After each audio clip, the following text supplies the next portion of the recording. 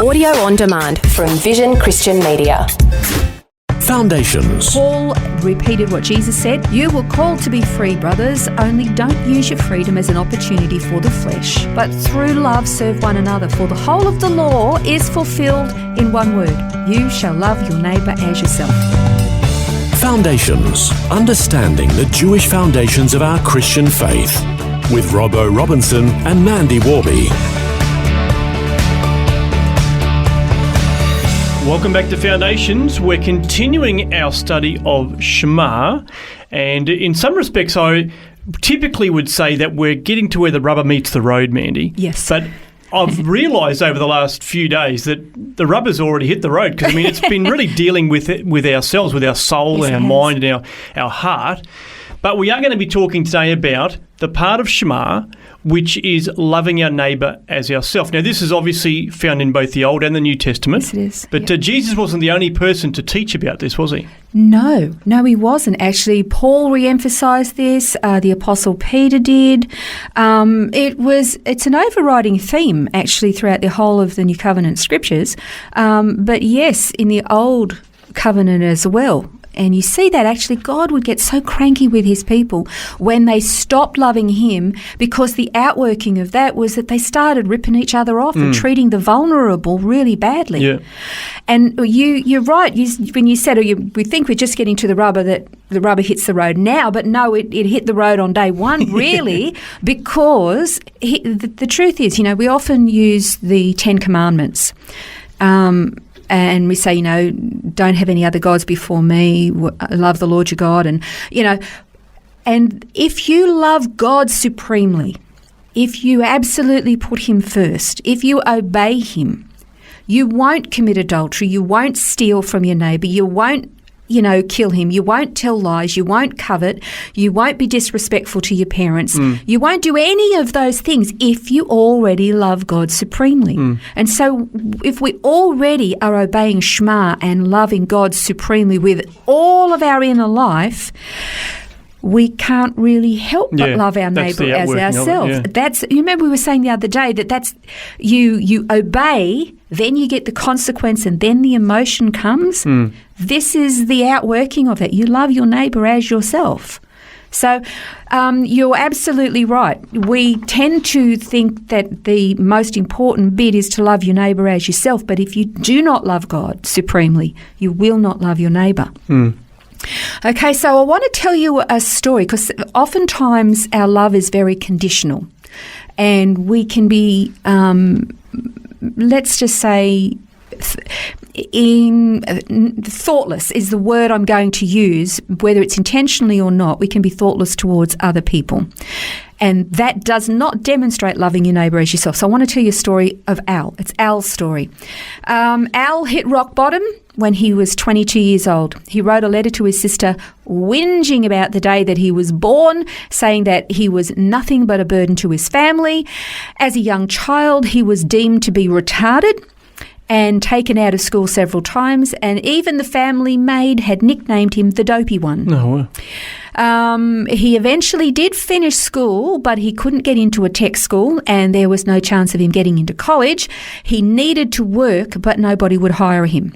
Finally, his dad's friend, his name was Fred Haller, gave Al a probationary job at his office, and it was the Swiss Federal Patent Office, and that's where Fred realised that Al actually wasn't useless, and he wasn't clueless, as everybody thought he was. Al was actually a very good worker. He just thought and he learned differently, and he went on to guide lesser minds through the intricacies of time and space. Al became so inspired by his first ever success at anything that he eventually lived up to being the genius that was inside him all along. He was Albert Einstein. Oh, wow. That's his story. And yet he was treated and discarded and considered useless and thoughtless and even name-called by the maid. Yeah. But he wasn't. And so we have to be very careful about how we treat people. I love hearing stories like that because you realise these people are absolutely magnificent geniuses. If only I could be as dopey as Albert Einstein. Yeah, let me be a dope like Al. Wow. And so, we can be inspired and take courage from that, but it's also a warning. Don't treat people flippantly like that. Okay, so we've covered Shema and we've looked at all those different elements so far about hearing, about obeying, that God is one, we're to love him with all heart and mind and strength, soul and strength. But now we're going to look at loving our neighbour. Paul repeated what Jesus said in Galatians 5:13-14. He said, "You were called to be free, brothers, only don't use your freedom as an opportunity for the flesh, but through love serve one another, for the whole of the law is fulfilled in one word, you shall love your neighbour as yourself." And again, this is going back to an old rabbinical tradition of trying to boil down the whole of God's law into a summary statement. That was something they did hundreds of years before Jesus came on the scene. If you could boil the whole of the law down, all of God's law, what is it? You love God, you love your neighbour as yourself. In 1 Peter 4:7-8, it says, Peter said, "At the end of all things is at hand, therefore be self-controlled and sober-minded for the sake of your prayers. Above all, keep loving one another earnestly, since love covers a multitude of sins." So there the command again is to love. Okay, so, and he says, above all. Okay, so Peter's taught, be obedient, keep watch, be self-controlled. He said be sober-minded, so be serious about your faith. But above all, love your brothers and sisters in the faith over everything else. Okay, then the Apostle John, he also said in 1 John 3, actually, I found that the epistles of 1 John are so convicting because of there's so much that he puts in there about how we're supposed to love one another. And I just kind of come away shaking my head thinking, I'm such a failure. 1 John 3:10-11 says, "By this it's evident who are the children of God and who are the children of the devil. Whoever doesn't practice righteousness is not of God, nor is the one who doesn't love his brother. For this is the message that you've heard from the beginning, that you should love one another." Now, John is in particular talking about Christians there. Yeah. That doesn't mean we shouldn't be loving our own families. I'm not saying that. But this is specifically talking about the body of Christ. Yeah. Well, I think that's the starting point, isn't it? You start there and it flows out. And I think that in our, once again, our Western worldview, our Western mindset, we're very individualistic, and we can go to church and sort of think of ourselves rather than thinking of it as a body. We're the body of Christ. That is actually a real sticking point, because to the Jewish mind, it's us and we. It's not I and me. And we will actually get into that a little bit more in detail, but that is a sticking point.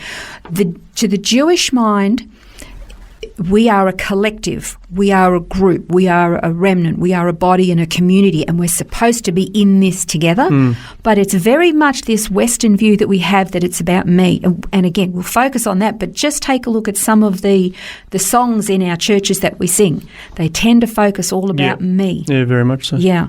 So yes, we are saved individually. Yes, we are. We are adopted into God's family as individual children. But we're supposed to be part of the whole. We're supposed to serve him together. And if the body spends its time fighting itself, then we're going to be limping around. We're not going to be able to function. We can't walk on one leg. Yeah. We can't see properly if we're missing eyes and, we've ripped limbs off because we're fighting with each other. Yeah. And because we're focused on ourselves, we're putting ourselves first all the time. That's not loving your neighbour as yourself. It's all supposed to be about doing unto others, which is, we call it the golden rule. And again, we will look at that later, about putting others first, treating them the way we would like them to treat us. But first of all, we have to get it into our understanding that we are not a single individual part of a body. We're unified. And the first church actually placed a great deal of emphasis on that community, on being together. They met in the temple, they ate together, they fellowshiped together. And it was a few centuries in that the official church became extremely greedy for wealth and money and possessions and property, and then isolating itself through monastic disciplines and the rest of it. That wasn't actually what we were called to do. And that's not one denomination. All denominations have done this to varying degrees, so we're all guilty of it. But the point and the drive is supposed to be a unified body so that we can stand collectively. It is a challenge for every one of us, and we're going to continue to explore this some more tomorrow, loving your neighbour as yourself, as we continue looking at the Shema as a part of Foundations. This has been Foundations, a look at the Jewish foundations of our Christian faith. For study notes, resources and more, see vision.org.au/foundations. Thanks for taking time to listen to this audio on demand from Vision Christian Media. To find out more about us, go to vision.org.au.